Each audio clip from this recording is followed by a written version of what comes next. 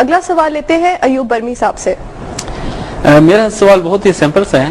کیا یہ ضروری ہے کہ ہم انڈیا کے ساتھ جو ہے لڑتے جھگڑتے رہیں؟ کیا کوئی امن کا راستہ ہمارے پاس نہیں ہے؟ انڈینز ہمیں مختلف قسم کے پروپوزل دے رہے ہیں آج کل کہ صاحب تقسیم غلط ہو گئی, ہمیں مل جانا چاہیے, آپس میں مل بیٹھ کر ایک بڑا ملک بناتے ہیں, آبادی ہماری اکٹھی ہوگی, ریسورسز ہم اکٹھے کر لیں گے, ہتھیاروں پہ خرچہ نہیں ہوگا, سارا امن و عافیت کے ساتھ پورے خطے میں رہیں گے. یہ جو پورا ریجن ہے یہ دنیا کی سپر پاور بن کے نکلے گا. بائی گاڈ ہم بھی یہی چاہتے ہیں.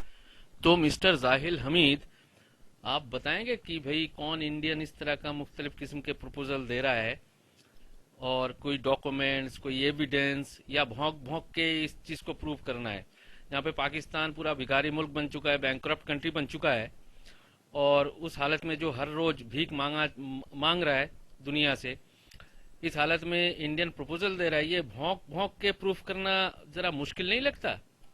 ہم بھی یہی چاہتے ہیں کہ ہم ان کے ساتھ مل جائیں, امن و عافیت ہو, سب مل کے رہیں, کوئی پرابلم نہ ہو, جھگڑے نہ ہو, ہمیں آپس میں جنگ نہ کرنی پڑے. ہماری صرف ایک شرط ہے, وہ ساری شرطیں ہم ان کی مان لیں گے, وہ ہماری ایک شرط مان لیں.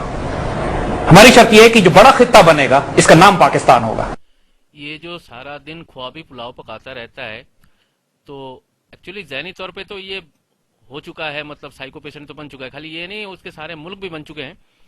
تو کیسے بن چکے ہیں اور کیا حال ہو رہا ہے, تو اس کا ایک تھوڑا سا سیمپل میں نظارہ پیش کرتا ہوں ابھی. میرے مطابق یہ ایک المیہ ہے کہ گزرے 60 برسوں میں ہم چند ایسی بنیادی فکری الجھنیں دور کرنے میں نہ صرف یہ کہ ناکام رہے ہیں, بلکہ شاید ان میں اضافہ کرتے چلے گئے ہیں جو آج ہماری سیاسی, معاشی, تعلیمی, عدالتی, سماجی, گویا تمام اداروں کے انحطاط کا سبب اس طرح بنی ہے کہ اب ڈوری کا سرہ تلاش کرنا بھی دشوار نظر آتا ہے. کہ عوام کی اکثریت شاید اب روشن خیالی اور انتہا پسندی کے دو پارٹوں کے درمیان خود کو اس طرح پسا ہوا محسوس کرتی ہے کہ یہ ذہنی انتشار اب اس کے مسلسل دائروں میں ایک ایسے سفر کا سبب بن چکا ہے جہاں سمت کا تعین اور منزل کا پتہ بتانے والے خود بھی اب بھٹکتے نظر آتے ہیں. جیسے کہ میں نے عرض کیا کہ یہ ہمارے اس فکری انتشار اور دائروں میں 60 سالہ سفر کا نتیجہ ہے جہاں اب شاید ہماری اگلی نسل بھی انہی راہوں کی مسافر بننے جا رہی ہے. اب یہ جو دن رات بھونکتا ہے اور خوابی پلاؤ پکاتا جاتا ہے, اور اس کی وجہ تو سمجھ میں آ گئی نا, اور اسی سے پروف ہوتا ہے یہ کتنا بڑا مینٹل پیشنٹ ہے, مطلب پورا پاگل بن چکا ہے. کیوں بن چکا ہے, کس وجہ سے بن چکا ہے, یہ پورا کلیئر ہو گیا. کیونکہ بائی گاڈ یہ خطہ تو بنے گا, کیونکہ ہم نے 1000 سال حکومت کر کے ثابت کر دیا ہے. اور ساتھ میں یہ بھی پروف کر دیا, ہم مسلمان لوگ جو ہے وہ سٹون ایج میں رہنا پسند کرتے ہیں. ہم زندگی بھر جتنا بھی کوشش کر لے سویلائزڈ بن ہی نہیں سکتے.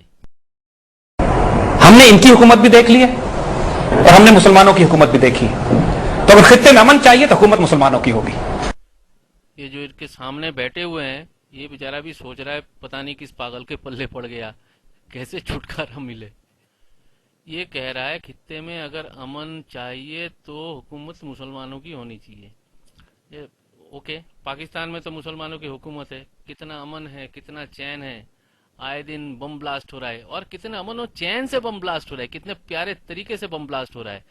تو اس کا بھی ایک بار نظارہ دیکھا جائے.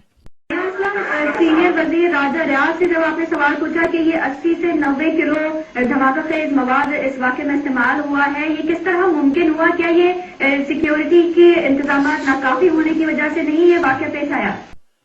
اور کتنا امن و چین ہے, کتنا امن و چین سے, اطمینان سے عورت پر کوڑے برسائے جا رہے سرے عام. جلالی ونی ساده بوتان باندې خپل کېږي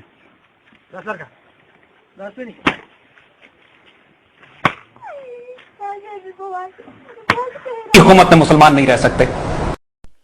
بالکل نہیں رہ سکتے, کیونکہ مسلمان جو ہے وہ سٹون ایج میں رہنا پسند کرتے ہیں, اور باقی دنیا جو ہے 21 سینچری میں ہے. تو سٹون ایج والے 21 سینچری میں رہنے والے کے ساتھ کیسے ایڈجسٹ کر سکتا ہے, تال میل تو ہو ہی نہیں سکتا.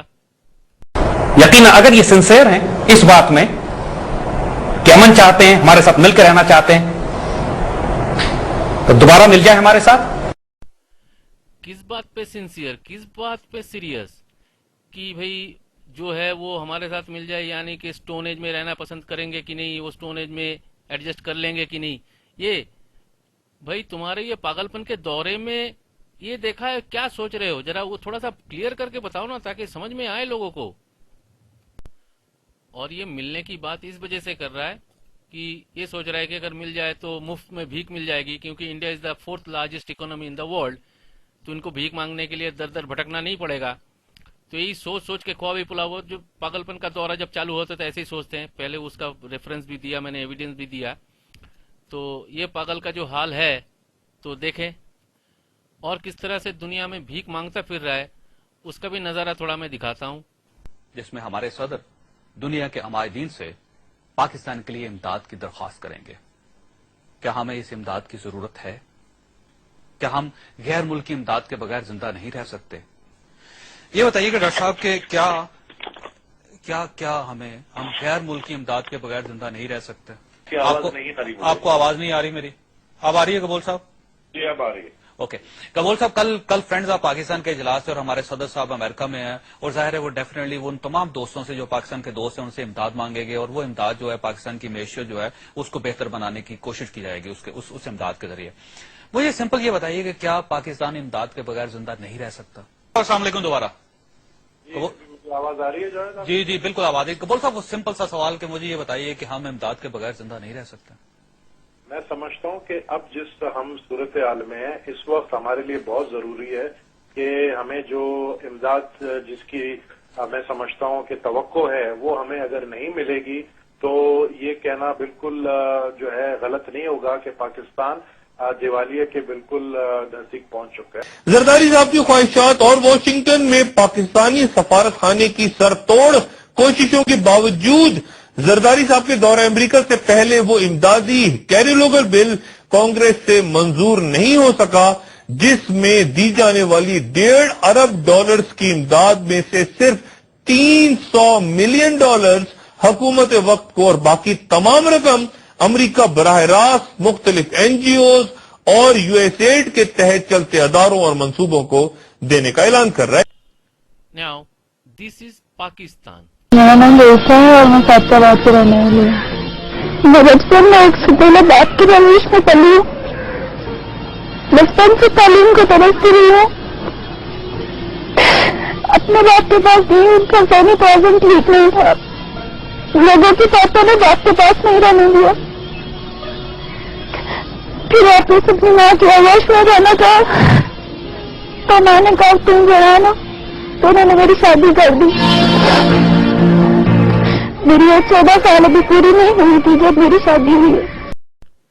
اینڈ دس از انڈیا، اپنا بھارت.